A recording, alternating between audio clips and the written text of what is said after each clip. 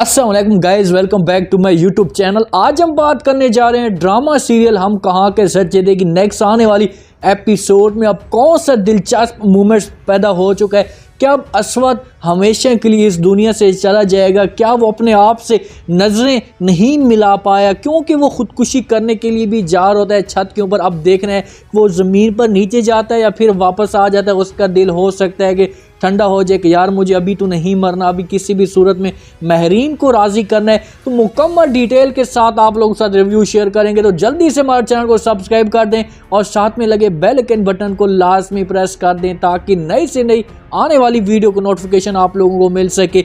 आखिरकार असवद के सामने असलियत सारी ऐसा आना शुरू हो चुकी है, लेकिन वो अब किसी भी सूरत में महरीन का सामना नहीं करना चाहता क्योंकि महरीन के साथ वो नज़रें मिला ही नहीं रह सकता। महरीन के साथ उसने इतने बड़े जुल्म किए हैं कि वो अब चाहता है कि यार मैं कैसी भी तरीके से उसके सामने ना जाऊं। महरीन को भी डॉक्टर आखिरकार वहाँ से हॉस्पिटल से डिस्चार्ज कर जाते हैं कि भाई तुम अब ठीक हो चुकी हो, तुम्हारी सेहत अब ठीक हो चुकी है, तुम यहाँ से अब जा सकती हो। महरीन जाती है असवद के पास, जाकर बैठ जाती है असवद के सामने। महरीन फिर भी उसकी जो दिल में खौफ पैदा होता है, उसको तो नहीं पता कि असवद के सामने सारी असलियत आ चुकी है। तो महरीन अभी भी मशल की तारीफ बयान करना शुरू कर देती क्योंकि वो पहले मशल की बुराइयां बयान करती थी कि इसने मुझे मारने की कोशिश की, इसने ही सब कुछ किया है, इसके ऊपर ही सब कुछ हुआ है। तो असवद उसकी कोई बात नहीं मानता था। अब वो जाकर असवद को महरीन मशल की तारीफ़ें बताती है, उसे कहती है कि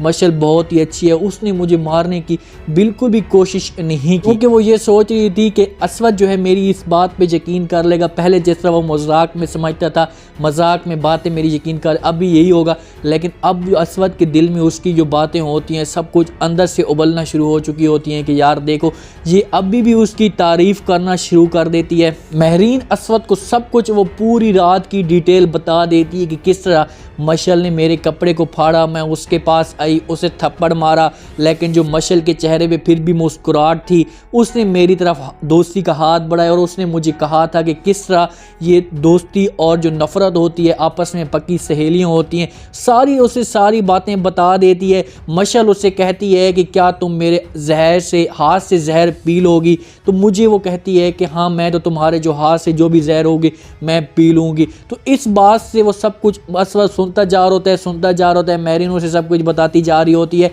लेकिन अब वो जो होता है कप का जो इनसे मिसलीडिंग होती है, कप से उसको नहीं पता चलता, इनकी जो नुकरानी होती है उससे सब कुछ गलत हो जाता है और वो जो कप होता है वो पी लेती है मशल। महरीन नहीं पीती। जैसे ही महरीन मुंह की तरफ लेकर जाती है वहाँ पर थोड़ा सा मशल के अंदर जो चेहरे के अंदर थोड़ी सी उदासी महसूस होती है, लेकिन वो जो कप होता है वो मशल की किस्मत में लिखा होता है। मारना किसी और को चाहती थी और ख़ुद ही चली जाती है। वो कप पी लेती है। महरीन भी अपनी चाय पी लेती है। वो समझ रही थी कि महरीन हमेशा के लिए यहाँ से चली जाएगी, लेकिन जैसी मशल की जो आँखें होती हैं ऐसा नम होना शुरू हो जाती हैं, उसकी आंखों के अंदर नींद आना शुरू हो जाती है। महरीन उसकी कफ़ियत सारी जान जाती है। तो वहाँ पर महरीन मशल को कहती है कि तुम जाकर सो जाओ, तुम्हें नींद आ रही है। मशल वहाँ से उठकर चली जाती है, लेकिन जो वो दवाइयात इतनी तेज़ और सख्त होती हैं कि वो जो जैसी वो सोती है उसको सुबह का जो दिन होता है वो नसीब नहीं होता। इस तरीके से मशल की डेथ होती है। सारी जो कहानी होती है आप लोगों ने इसको सारा समझ लिया होगा, आप लोगों को पहले भी पता चल चुका होगा, लेकिन महरीन अब असवद इस तरीके से सब कुछ बताती कि किस तरीके से ये सब कुछ हुआ। मुझे कुछ भी नहीं पता था कि मशल यहाँ से हमेशा के लिए जा सकती है। मेरी शादी वाला दिन था, मेरा दुपट्टा इसने फाड़ा, मैंने इसके आकर थप्पड़ मारा, मुझे थप्पड़ मार सकती थी, लेकिन इसके चेहरे के ऊपर खुशी थी क्योंकि ये चाह रही थी कि आज इनका जो दिन है आखिरी होगा, इसलिए हम इसके साथ थोड़ा बहुत हंस कर बैठ कर बात कर लेते हैं। तो ये बातें जब असवद सुनता है, असवद को बड़ी अंदर से तकलीफ़ होती है कि देखो यार मैंने इसके साथ इतना बड़ा जुल्म किया, कहानी कहाँ से कहाँ आ चुकी है। महरीन ये बात कर उठ कर चली जाती है।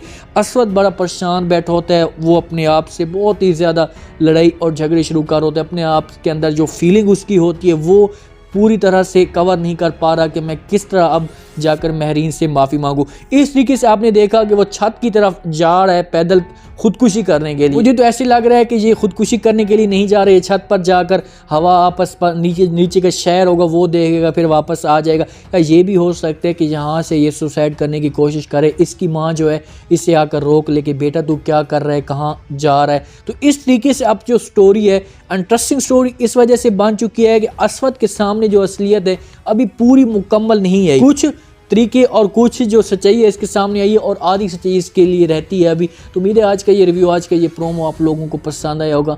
आपने कमेंट सेक्शन में अपनी लाजमी देनी और बताना है कि आपको क्या लगता है कि क्या अब असवद जाकर महरीन से माफ़ी मांगेगा, क्या महरीन असवद को हमेशा के लिए माफ़ कर देगी। कमेंट सेक्शन में अपनी लाजमी दें, चैनल को लाइक सब्सक्राइब लाजमी कर दें, अपना ख़ास ख्याल करें, दुआ में याद रखें। मुझे दीजिए इजाज़त, अल्लाह हाफ़िज़।